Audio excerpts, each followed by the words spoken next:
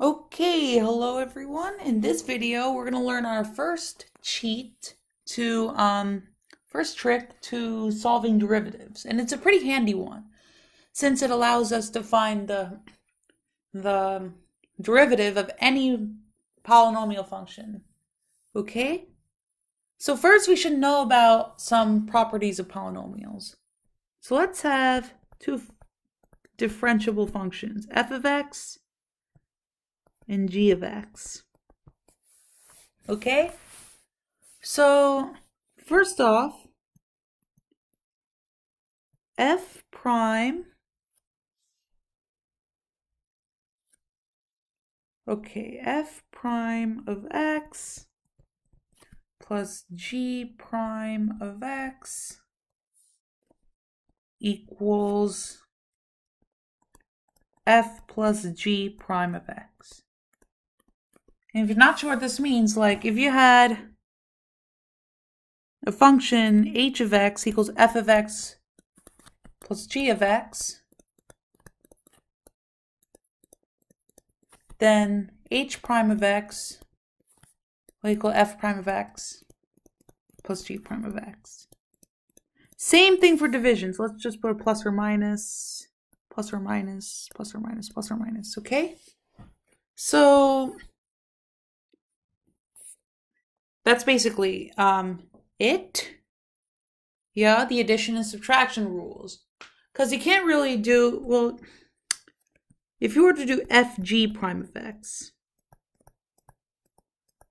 so product of two functions, it's not f prime of x times g prime of x. There isn't a whole separate rule of that. That rule we'll get to later. Same for division. You can't do that. Okay, so addition and subtraction. Okay. And so if f of x is a number, let's call it constant a, then f prime of x will equal 0. The derivative of any constant is 0. Because if you were to graph the function f of x equals a, it'll just be a horizontal line. And y equals a is just a horizontal line. So I'll have a slope of 0. Okay? Now our first big rule, it's actually a big one. Okay? So pretty big one is the power rule. The power rule. And the power rule states that the derivative, so this is another way of writing the derivative. The derivative, okay, as an operation of x to the nth power, so any power n, this works for x squared, x cubed, x to the fourth, x to the fifth, whatever, x to the 100th. This works for any power of x, okay? X to the n equals n times x to the n minus 1th power. And this can actually be proven by using the limit definition. If you just know how to expand a polynomial, then you can easily prove this. Okay, but this is the power rule. Okay? So let's find derivative of x squared. Well, we found it in the last video, if you remember correctly. We did it using the limit definition. Let's try using the power rule. So the power 2 gets pulled up to the front, and x to the n minus 1, x to 2 minus 1, this is 1, or 2x. So we didn't have to go through any of that nasty expansion and factoring out and dividing. It's just a formula. Okay, it is just a formula that you gotta memorize. It's a really important one, really useful one. Okay? So let's find a derivative of something a little more,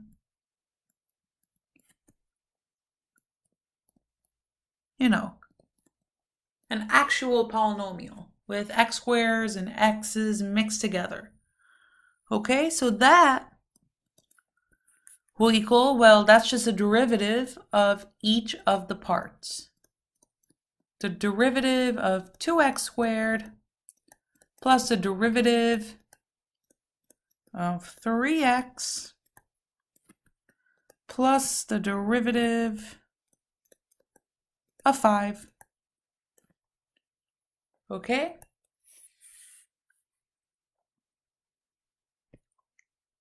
Now, let's use the power rule for all of these, okay? So this one, you get 2. You have to multiply it's by the coefficient. So 2 times 2 is 4, okay? It's n times x, so n minus 1. So it's 4x plus, well, the power is 1, so you bring out to the front. 3 times 1 is still 3. And you have x to the 1 minus 1 is 0. So that's just 3. Derivative of a constant is 0. So we have this, 4x plus 3. 4x plus 3. Good. That's very good. And let's do a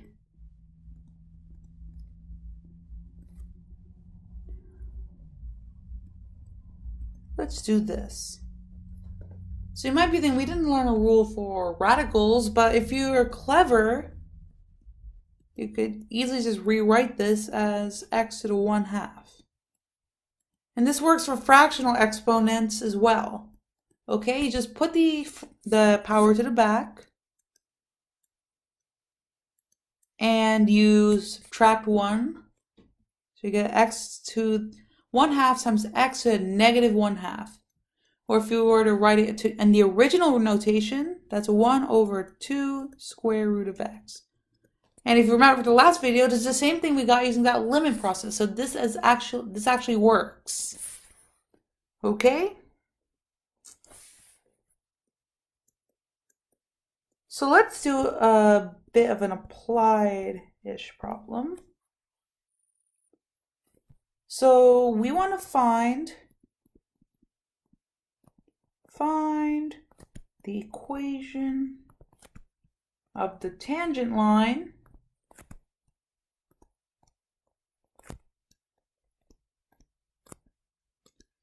at 0. So we can have f of x equals x squared minus 5x plus 6. We want to find the tangent line at x equals 3. 3, 3, 3. Okay. So f of x equals x squared minus 5x plus 6. Let's find a derivative using the power rule, of course. So bring this to the back, subtract 1 from the exponent. So that's just 1. 2x minus, bring to the back, so 5 times 1 is 5. And subtract 1 from the exponent. So that's x is 0, which is 0. Derivative of a constant is 0. So this is our derivative. But we're not done. This is not the equation of the tangent line. It's just the derivative. It's just the equation for the slope at any point. So if we were to find the slope at x equals 3, we would just have to evaluate f prime of 3. Which is 2 times 3, which is 6, minus 5 is 1. So we get 1 over here. So there are 2 ways to do this. You could do slope-intercept,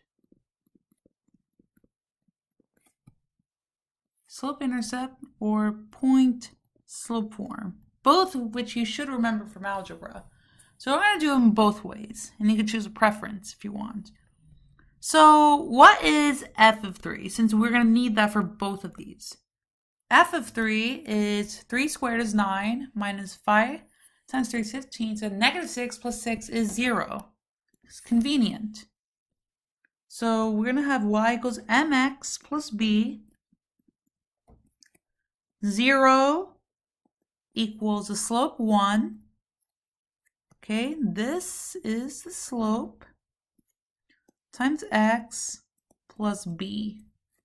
So 0 equals 3 plus b, and b equals negative 3. So we get y equals x minus 3. If you were to graph it, this would be your equation of a tangent line. So let's do this for point-slope form as well. Okay?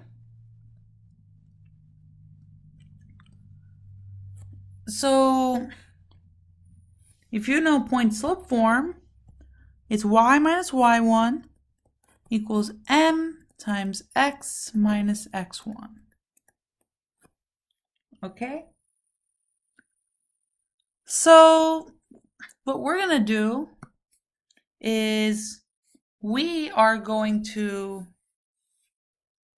substitute y1 x1 for 3 and f of 3. So if y minus 0 equals m, it's 1 times x minus x1.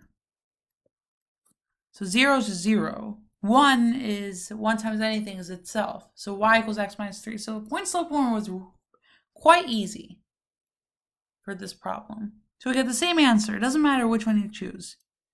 Get the same answer. We're going to do a couple more of these as we go on through these videos.